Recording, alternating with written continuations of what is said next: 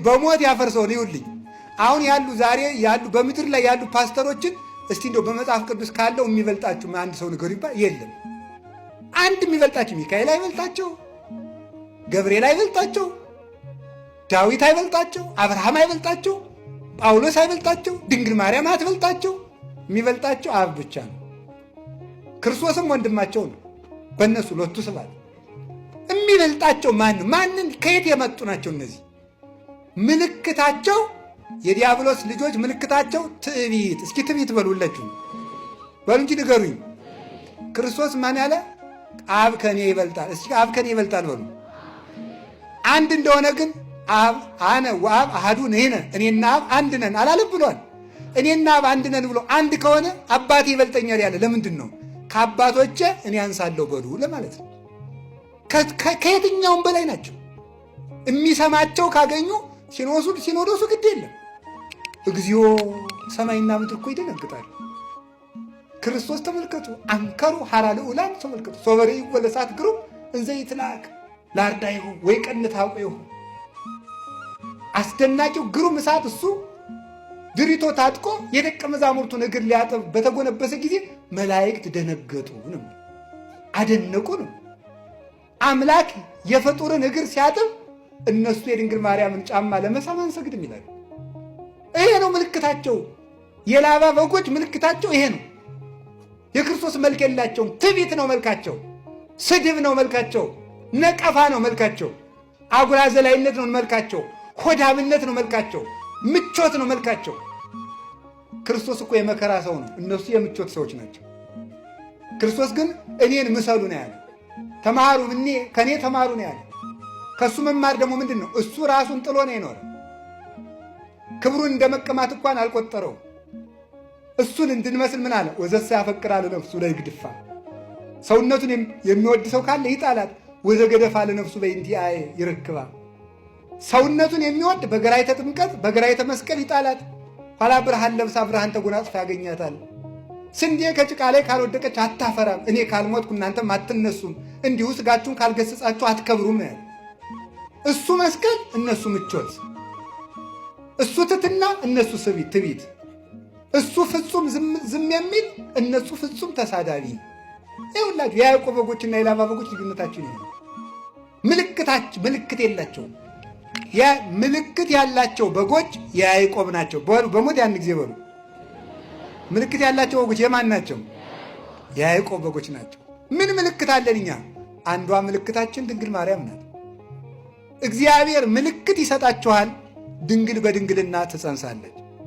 ኢሳይያስ ምዕራፍ 7 ቁጥር 14 ላይ እግዚአብሔር ምልክት ይሰጣችኋል፣ ያቺ ምልክትም ድንግል በድንግልና መጽነሷ ነው።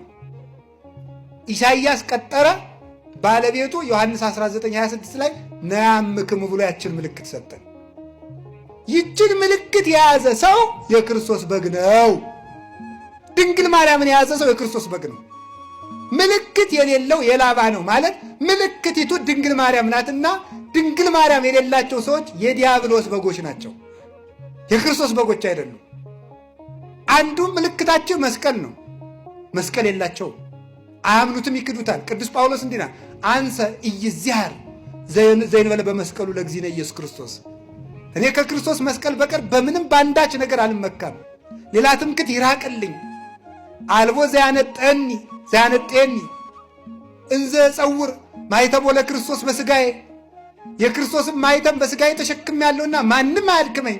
ገላትያ 6:14 ላይ ክርስቶስ ዓለምን የሚሸከም ሆኖ ሳለ ማቴዎስ 27:57 ላይ እንደተጻፈ ስምዖን ቀሬናዊ እንዲያግዘው ያደረገ ከተቀበለው መከራ መስቀሉ ከብዶት ነው። ነገር ግን ክህነትን በጴጥሮስ ማርያምን በዮሐንስ እንደሰጠ መስቀሉን በስምዖን ለመስጠት ነው፣ በረከት ለማካፈል ነው።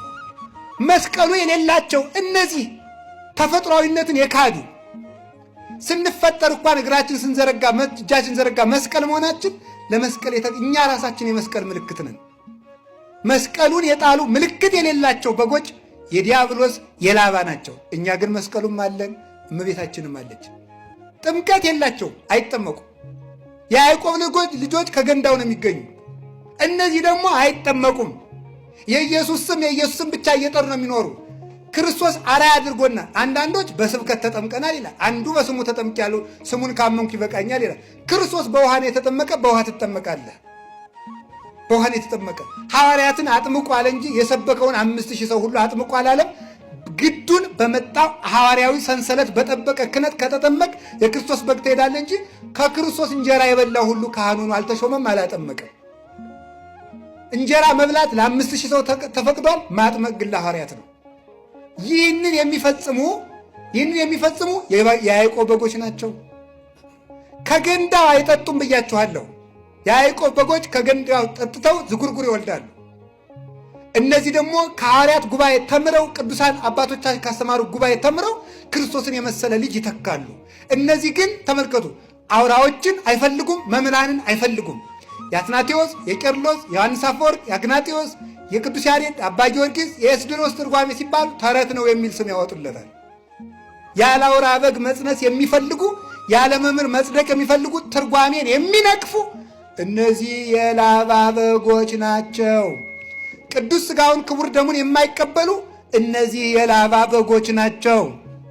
እስራኤል ከግብፅ ሲወጡ ከመቃኑ ላይ ምን አድርገው ነው? ደም ቀብተው ምልክት ያለበትን ቤት እያየ ሞተ በኩር አልፏቸው ነው። የበሩ የቤቱ መቃን የተባለ የምዕመናን ከንፈራቸው ነው። ሥጋው ደሙን አይቀበሉም። የጌታ እራት እያሉ መቀለጃ እያደረጉ እንጀራ ዳቦ ሲቆርሱ ነው የሚውሉት። አይቀበሉም። እሱ ግን በአማን ሥጋዬ ዝውዕቱ ሥጋዬ ነው እንጂ ከመስጋዬ አላለም። ይህ ሥጋዬ ይህ ደሜ ነው ነው ያለ። ሥጋውን አይቀበሉም፣ ደሙን አይቀበሉም። እንዳይቆርቡ ክህነት የላቸውም። ክህነት እንዳይኖር ደግሞ ሁሉም ካህን ነው ይላሉ። ሁሉም ካህን እንዳይሆን ደግሞ ቅዱስ ጳውሎስ ለጢሞቴዎስ በማንም ላይ ፈጥነህ እጅህን አትጫን ብሎታል። ስለዚህ በየትኛውም መንገድ መዳኛ የላቸውም። ስለዚህ ድንግል ማርያምን በእናትነት ምልክት፣ መስቀሉን በማኅተብነት ምልክት፣ ጥምቀቱን ምልክት፣ ቅዱስ ሥጋውን ክቡር ደሙን ምልክት፣ በጎ ጭምትነትንና ትሕትናን ምልክት ያደረጉ ሰዎች እነዚህ የክርስቶስ ገንዘቦች ናቸው። እነዚያ ግን የዲያብሎስ ገንዘቦች ናቸው። በጣም ሰፊ ምልክት ያለው ነበር። ይበቃናል። ምልክታችን ይዘን ተገኝተን የክርስቶስ በጎች ለመሆን ያብቃን።